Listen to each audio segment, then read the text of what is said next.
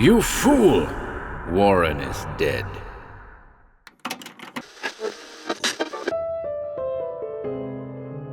Welcome to HorrorBabble. It's a Frank Belknap Long day today, folks. We've got a visit from the Brain Eaters in store for you, a work first published in the June 1932 edition of Weird Tales. We hope you enjoy it.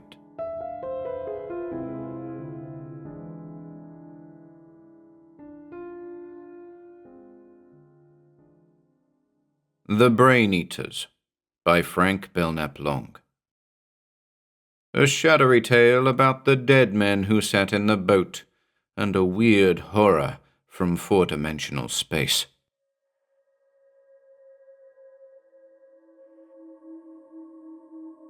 Stephen Williamson, anthropologist and archaeologist, stood at the rail of the Morning Star and watched the dim grey shape of the long boat shed its hazy indistinctness as the sun penetrated the fog and threw ruddy curlicues athwart the gleaming gunnels. From where Williamson was standing, the occupants of the boat were distinctly visible. They sat immobile, in grotesque attitudes, and when Williamson hailed them, they made no response. Williamson craned forward over the rail, studying them intently out of bloodshot eyes. Then, suddenly, his body went tense, and a cold horror descended upon him. He turned abruptly, cupping his hands, and shouted out a frantic warning to the first mate, who was standing rather nonchalantly amidships with his hands thrust deep into his trouser pockets. "Keep away from her! Ease her off, for God's sake!" "What's that?" The mate strode to the rail and glanced anxiously over the side, but from where he was standing, the boat was not visible.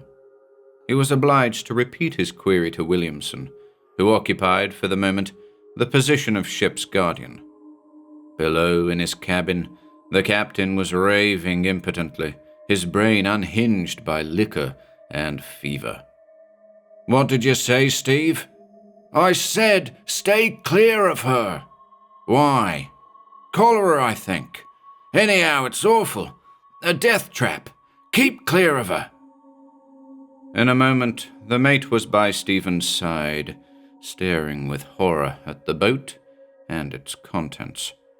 It was drifting aimlessly in a long swell, its rudder askew and trailing sea moss, its oarlocks sodden with caked salt, and a darker, more disturbing ingredient that looked, from a distance, like caked blood.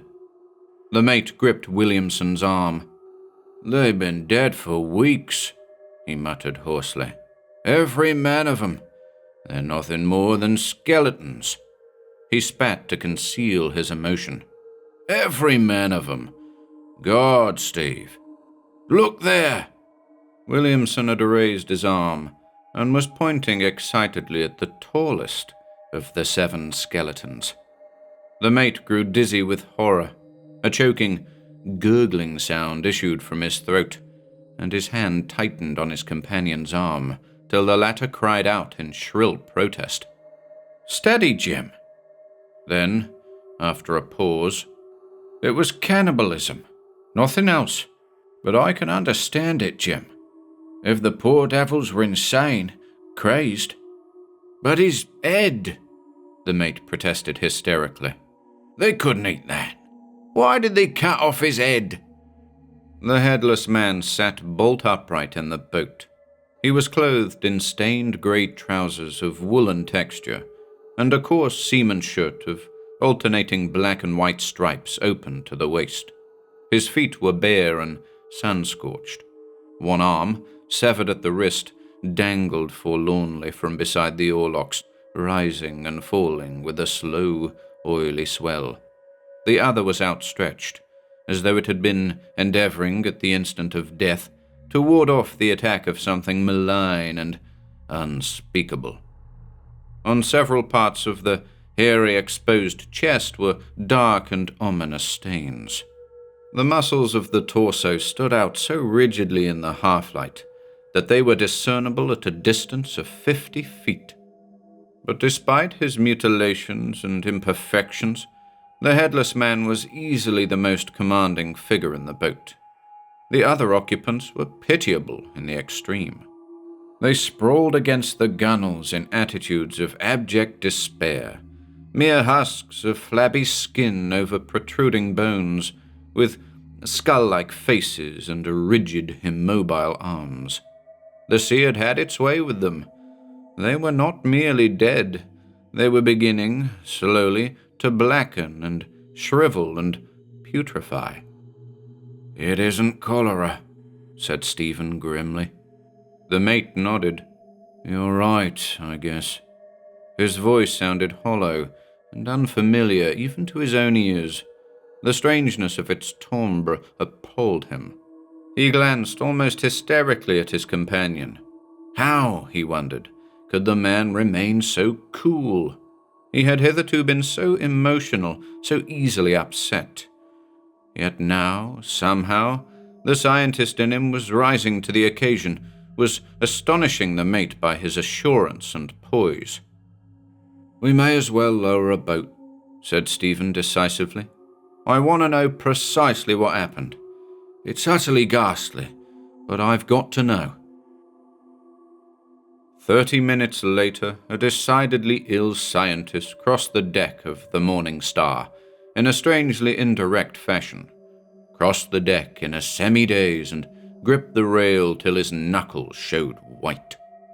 For a moment, he stood watching a Portuguese man-of-war scudding over the oily sea, his gaze remaining riveted on the weirdly beautiful polyp till it disappeared in the purple haze fringing the horizon. Then, abruptly, he wheeled and met the inquisitorial scrutiny of the mate. "Well?" "I told Harris to put sew sheets on the bodies," said Stephen in a cold and lifeless voice. "The least we can do is give them a decent burial." The mate shivered. "I hope we can get it over with soon. A crew of dead men don't suit my fancy. If the captain should see 'em in his condition, it wouldn't be pleasant. I told Simpson to keep watch on the old man." "I'm more concerned about the crew," said Stephen slowly. "They've been whispering and muttering ever since we brought the bodies aboard. Frightened blue, I guess. I don't know as I blame 'em. If they could see this diary—" Stephen tapped his pocket significantly. "They might run amok. To tell you the truth, Jim, it's got me frightened. I don't know what to think." The mate moistened his lips with the tip of his tongue. "It's crazy gibberish, Steve," he muttered. "They went through hell, apparently, and it's my guess this fellow Henderson cracked up under the strain. Being an officer and a gentleman, well, anyone could see he was only a frightened kid. I don't think I ever saw a man's face so drawn and despairful looking." Stephen removed a weather-stained memorandum book from his pocket and began nervously to finger the pages. "There are things here, Jim," he said, "that you can't argue away. Descriptions, details. I'm convinced those men encountered something appalling. No thirst-crazed lunatic could have been so devilishly, inhumanly logical. Henderson remained courageously cool-headed to the very last. This entry shows what stuff the kid was made of." Stephen had opened the book, and as the mate stared silently down into the almost motionless sea, he began, slowly, to read. "They want our brains. Last night one of them got in touch with me. It laid its cool face against my forehead and spoke to me. I could understand everything it said. A terrible death awaits us if we do not obey them implicitly. They want Thomas. We are to make no attempt to thwart or resist them when they come for him. Later. They came for Thomas last night. They did not take all of him. He is sitting before me now. I can see his broad shoulders and back as I write. They are limned very terribly against the glare of the sunset, and they obtrude with a terrible vividness. His presence is a perpetual horror, but we dare not throw him overboard. They would not approve. I am perfectly sane. The horror has not dulled in any way my perception of the visible realities about me. I know that I am adrift in the Pacific, 50 miles perhaps off the coast of Salvador, and that I am compelled to endure the presence of a headless corpse and 5 cowardly fools who gibber and moan like baboons merely because they lack guts and haven't sufficient water. My own stoicism bewilders and amazes me. Why is it that my hand does not tremble as I write, that I can remain so observant, so calm? It may be that I have lost all capacity to suffer. We have passed into a strange world, an alien and utterly incomprehensible world, which makes the fears and agonies of common life seem curiously impersonal and remote. We have abandoned all hope of a possible rescue. Nothing can save us from them. It is amazing how completely I have resigned myself to the inevitable. 3 days ago we were as confident as the devil. Why, we actually jested when the Mary O'Brien went down. Red Taylor called it a natty dive. She went down bow first. It was an enormously impressive spectacle. The water about her was a white maelstrom for fully 5 minutes. It's only a few miles to the coast, I told them, and we've enough water to last a fortnight. We'll row in relays. They are squat and slimy, with long gelatinous arms and hideous bat-like faces. But I've reason to suspect they can change their form at will. For hours our ears were assailed by a horrible, maddening droning. And then we saw 'em. We saw 'em glistening in the moonlight. All about us the sea was carpeted with their luminous, malignant faces. There was nothing we could do. We were helpless, stunned. They are not animals. They're endued with a cold, unearthly intelligence. We have drifted into strange waters. Our compass revolves so maddeningly that it is useless as a guide. I have a theory, incredible, fantastic, which would account for all that has occurred, but I dare not confide it to the others. They would not understand.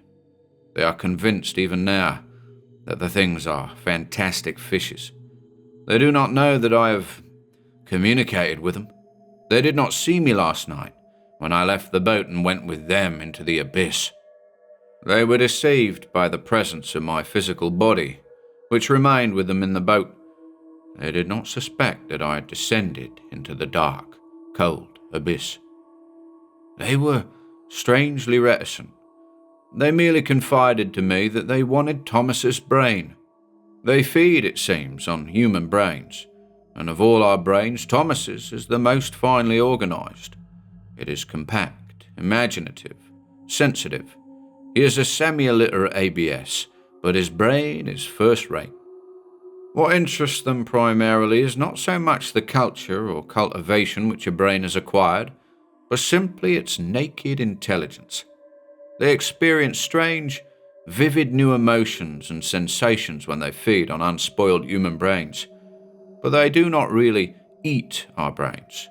Rather, they suck, absorb them. They wrap themselves tightly about human heads and suck out the contents of the cranium through the eyes and nostrils. They do not always carry away the heads which they desire to use in this fashion. Occasionally, they merely extract the brain while the victim is asleep. In such cases, the poor wretch is certain to awake a raving maniac. Sightless and a maniac. The other way is more merciful. I am glad that they severed Thomas's head and took it away. The presence of his body is a horror and a madness, but it is reassuring to know that he has ceased to suffer. The men are showing the effects of the torture. Brett has been whimpering pitifully for hours, and Blank is as helpless as an infant. They want to throw Thomas's body into the sea, but I won't give my consent. They live at the bottom of the sea, and are not a part of our familiar world. They inhabit another dimension. By some ghastly and inexplicable mischance, we have passed into another dimension of space. We have passed into an extension of the three-dimensional world. The existence of these creatures confirms the wildest speculations of theosophists and mystics, who have persistently maintained that man is not the only intelligent inhabitant of the globe, that there are other worlds impinging on ours. Above the familiar seas of the world are imposed other, invisible seas, inhabited by strange and hideous shapes utterly unlike anything with which we are familiar. There is not one Pacific Ocean merely. Occupying the same space in another dimension are invisible Pacifics inhabited by strange shapes with hidden, malevolent powers. We have, unaccountably, sailed into one of these invisible worlds. We have passed from the coast of Salvador to the seacoast of an alien world. It is a very terrible world. Its denizens are more malignant than vampires. They raven on the brains of lost travelers from the three-dimensional Pacific. I had fallen asleep from sheer exhaustion when they came for me and compelled me to follow them down through the blue depths to their strange, blue-lit city on the sea's floor. My body remained in the boat, but my brain was with them at the bottom of the sea. They can separate the brain temporarily from the body without any physical sundering. They were careful to explain to me why I should not share the fate of Thomas. They need me. I have been enjoined to guard Thomas's body, to keep the others from throwing it into the sea. Another ship has passed into this strange and hideous world. On it there is a brain which they covet, an extraordinary brain, the brain of a scientist and poet. They desire to absorb it, and they desire to absorb it while it is aflame with curiosity and maddened by fright. When they can absorb a highly evolved brain that is keyed up to a pitch of wild excitement, they experience the most intense ecstasy and rapture. So peculiarly are they constituted that they are capable of deriving the most piercing pleasure from highly evolved, highly inflamed cerebral tissue. In our world, rare or alien manifestations of energy like radium, cosmic rays and things of that kind react most violently on terrestrial organisms, and it is very conceivable that in this other world, animal tissue, especially such highly evolved tissue as one finds in human brains, reacts with a similar intensity upon the alien body substances of these creatures. The scientist, the man who is coming, has a brain which excites them immeasurably. They are determined to frighten and inflame it, and they think that if its possessor encounters Thomas sitting upright in the boat, headless and ghastly, it will become a rare delicacy and afford them the most exquisite rapture. They have asked me to help them, and I dare not refuse. But I can at least record what I know and suspect in this book, and if he is not a blind fool, he will strive to escape. I fear, though, that he is lost, hopelessly and irremediably lost. Like us, he has, in some mysterious way, passed into another world. The ship which bears him has been drawn, sucked, into some great vacuum or vent in three-dimensional space, and is now in an utterly alien world, a black and abysmal world. Nothing on earth can save him. His naked intelligence, perhaps, but nothing on earth. The brain-eaters will not spare him. They will fasten upon his skull and drain it dry. His eyes will be drawn from their sockets, and his brain will melt and dissolve like tallow in the sun. Their moist, dark mouths. I am very ill. The ocean about me is carpeted with leering, malignant faces. The others see him too. Brett is cringing and whining and foaming at the mouth like an epileptic, and Adams has collapsed against the gunwale. Blood is trickling from his nose, and his eyes are drawn inward. His face is a mask, a corpse mask. There is nothing we can do or say. We sit lifelessly by the oars and stare at Thomas's ghastly body, which has become a mockery, a menace. I have resigned all hope. Williamson closed the book and glanced anxiously at the man beside him. Wouldn't you say, Jim, that there was something behind it?" Jim looked exceedingly ill. "I don't know. It's all so very queer, uncanny. If there's any truth in it, it's your brain they're after." Williamson nodded. "I'll tell you what I'm going to do, Jim. I'm going to sleep on deck tonight. I'll bring up my cot and sleep here. I'll feel safer somehow on deck." The mate lowered his head. "I'd do that," he said simply. It was after midnight when Williamson awoke and sat up. The moonlight lay in bright, luminous stripes on his cot and the wet planks of the deck.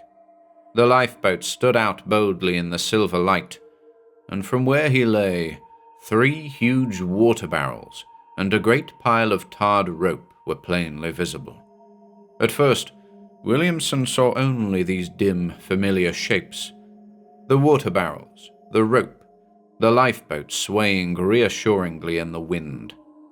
Then, slowly, he became aware of something dark and cumbersome, something opaque that obscured his vision and concealed a portion of the second barrel, something that made a pie-shaped dent in the pile of cordage. He rubbed his eyes, slowly at first, then violently, hysterically. A dark shape was clinging to the heavy netting above his bed. For a moment, he stared at it in stark bewilderment.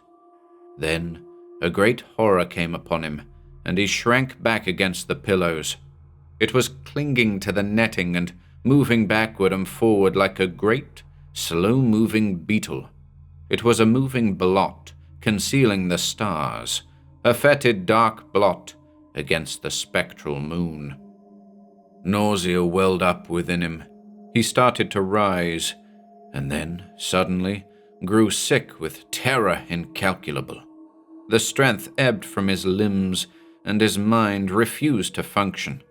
He lay supine upon the coarse sheets, too stricken to move or cry out. The thing was slowly changing its shape.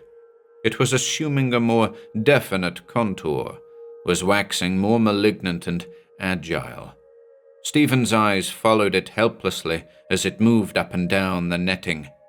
It was acquiring sight. It was acquiring the loathsome capacity to return his stare. 2 luminous spots glowed malevolently down at him from its crawling bulk. It was globular and wet. From its dark, sack-like body depended 8 squirming tentacles. Or were they limbs? It was impossible to be certain. They were so maddeningly weaving and indistinct, at one moment swelling in girth, and then becoming so incredibly wire-like that they seemed to merge with the mesh of the netting which sustained them. But that the arms ended in thin, claw-like hands he did not for a moment doubt. The hands were too constantly visible, too patently sinister. They fumbled with the netting, as though seeking to draw it apart. He managed, somehow, to rise upon his elbows, to extend, invitingly, his exposed throat. It was not death he feared. It was the torture, the suspense. He could no longer bear to look into the horror's eyes. He had endured with agonized fortitude the sight of its drooling, bat-like mouth, and the odor of putrefaction, the sea stench which surged from it, and even the fetid, fleshless hands with their long, luminous fingers had not incited him to complete surrender. But its eyes held a threat which could not be evaded or endured. He did not want them to come any closer. If the hands broke through, and the eyes came closer, it was better to surrender unreservedly to the hands. So he raised himself on his elbow and bared his throat. It was a full minute before he perceived that he had been mistaken, and that the hands were not seeking his throat. They were busily engaged in recovering from the wet deck a large, round object of disturbingly familiar appearance. The thing had evidently been compelled to lay this object down for a moment, in order to facilitate its ascent to the netting above Williamson's bed, and it was now intent on recovering its gruesome trophy. Slowly, deliberately, it raised the object in its terribly thin arms, caressing and fondling it, holding it very close for a moment to its moist and bulbous mouth. And, in that same instant, a hideous droning that was like the thrum of huge engines in some vast and reverberant power plant smote menacingly on Williamson's ear. It was not the droning, however, which drove Williamson shrieking from the bed and across the deck in a straight dash toward the rail. It was something much more unendurable than any sound on earth. It was the sight of a face, blue-cheeked and tortured, with matted red beard and white, pupilless eyes, a face distraught yet immobile, a face that grimaced and glowered and yet remained strangely, alarmingly impassive, the face of a dead man, the face of a corpse. There were dark stains above the temples, and the matted hair and beard were clotted with blood. The head was necklace, unattached. It seemed to float upon the air.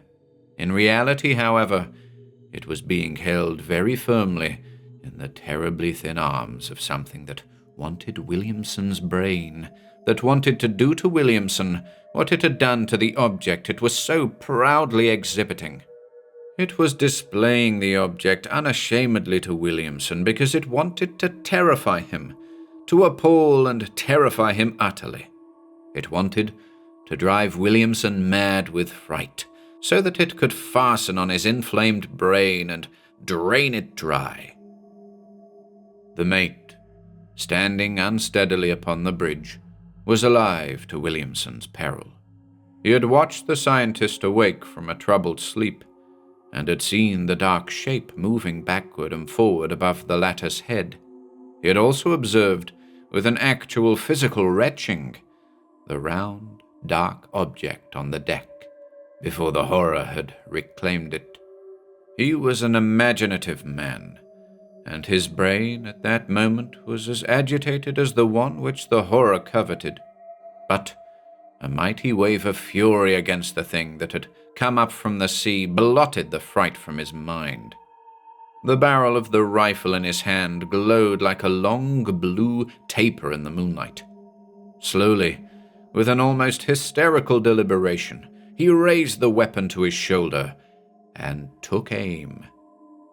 The horror screeched twice shrilly as the bullet plowed through its dark body. It fell from the netting, twisted itself into a ball, and rolled diagonally toward the scuppers. As it passed over the deck, it left a thin blue trail of phosphorescent slime on the wet planks. Williamson turned from the rail, against which he had been clinging, and raised a stricken face toward the bridge. "It's no use," he shrieked. "Too many of them, all about the ship. I'm going." He started to climb upon the rail, and then, suddenly, his foot slipped, and he went down with a thud. When he raised himself again to a sitting posture, he was holding something dark and round between his hands and gibbering insanely. "No top to it! No top at all!" he screamed. "The brain pan's gone, all sucked dry, nothing inside. Oh my God!" Two strong hands descended upon the mate's shoulders, and abruptly, ruthlessly, he was pushed aside. A tall form in wet, glistening slicker took his place upon the bridge. The mate's eyes widened bewilderingly. "Captain Sayers," he muttered. "Captain Sayers." But the captain ignored him. He was shouting out commands at the top of his bursting lungs. "Put every stitch on her," he shouted. "Jump lively there." Part of the crew had emerged from the hatches and were running rapidly backward and forward in response to the captain's orders. After a moment, He turned to the gasping mate. "We'll get out of this. Do as I say, and we'll get out of this. I know what's happened. We're in the wrong dimension. I was in it once before, years ago. Nothing to fear, if you'll do as I say. I know how to steer her. 5 tacks to the right, a twist to the left, and we'll be out of it. I know. I've been in touch with them for years. I'm psychic." "Mad," groaned the mate. "Stark, raving mad." The captain had left the mate's side and was running frantically toward the wheel. "Keep them at it," he shouted over his shoulder. "Tell them to square away. Can't put too much sail on her. Can't put too much. Do you hear?" The mate nodded. "Worth trying," he muttered to himself. "Follow him implicitly. Nothing to lose. He's in touch with them, maybe. Crazy people are psychic. They know things we don't." He raised his voice. "For God's sake, men, be quick. Do as the captain says. It's our only chance." There ensued a race with distraction. The great ship hove to and trembled ominously, every sail on her taut with the breeze, while from the ocean there arose a screeching and a droning such as no sane man could endure with fortitude. The mate felt his reason tottering, even as the reason of the captain had departed, even as the mind of poor Williamson had succumbed. Poor Williamson, who squatted hopelessly on the deck, his right hand supporting a horror of horrors, and his face a distorted mask in the spectral light. But eventually, they won through. The ship, under the captain's guidance, veered strangely on the dark waters. It veered about and rose on a mountainous swell, and even as the captain shouted orders into the attentive ear of the frightened helmsman, the droning and screeching diminished in volume. One by one, the hideous luminous faces faded from the luminous seas. The wind went down, and the ship floated serenely on a 3-dimensional ocean. 4 hours later, the sun came up over the coastal hills and flooded the ocean with a saffron light. Williamson, serene and at peace, stood silently by the rail and gazed with gratitude at the prone form of Captain Sayers. The captain lay asleep on the bed which the scientist had vacated on the previous night, under circumstances which the mate could not bear to recall. But Williamson was the courageous one now. He dared to recall them. He gripped the mate's arm and smiled wanly. "I'm glad you decided to obey the captain," he said. "Nothing else could have saved us. It was an heroic decision. The captain knew, I'm convinced. Men whom the world calls insane, sick people, lunatics, are often en rapport with the invisible, the hidden. The 4th dimension is an open book to them. They see things which are hidden from us, and the captain knew." The mate nodded. "I'm glad that they didn't take your brain, old fellow. It's too valuable an instrument. Aside," he added with an ironic smile, "aside from friendship, I'm glad. You can go on with your work now. You can get all that dope on the Myers you missed last trip." "I'll not write about the Myers," said Stephen decisively. "I've much more important information to convey. My next book will deal with them." The mate scowled. "No one will believe you." "Perhaps not, but I'm determined to put that all on paper. Someone, somewhere, may read it and understand." The mate shook his head. "You'll lose caste. Your scientific friends will jibe and jeer at you." Stephen's face set in grim lines. "Let 'em jeer," he muttered. "The knowledge that I'm in the right will sustain me." He drew himself up. "God, but it was a great experience. It nearly did for me, but I know now that the world isn't the pretty little affair we've always thought it. Out beyond are wetters of cosmic appetites. I have a cosmic appetite, Jim. I like to venture and explore. Perhaps someday they'll get my brain. But in the meantime," the mate smiled sympathetically. "I can guess how it is," he said. "There ain't any sailor this side of the Horn wouldn't understand.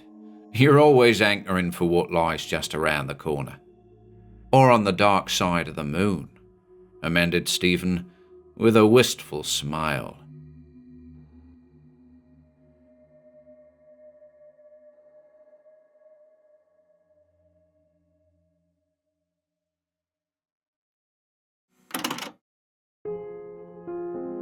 If you enjoyed listening today, be sure to subscribe to the channel by hitting the red subscribe button below. After doing so, click the bell icon next to the subscribe button to receive new content notifications. If you'd like to support our work and receive exclusive perks, consider becoming a channel member by clicking the join button below. To support us in other ways, see the video description for links to our Bandcamp and Patreon pages, our merch store over at Teespring, and further information relating to our releases on Audible, iTunes, and Spotify. And until next time,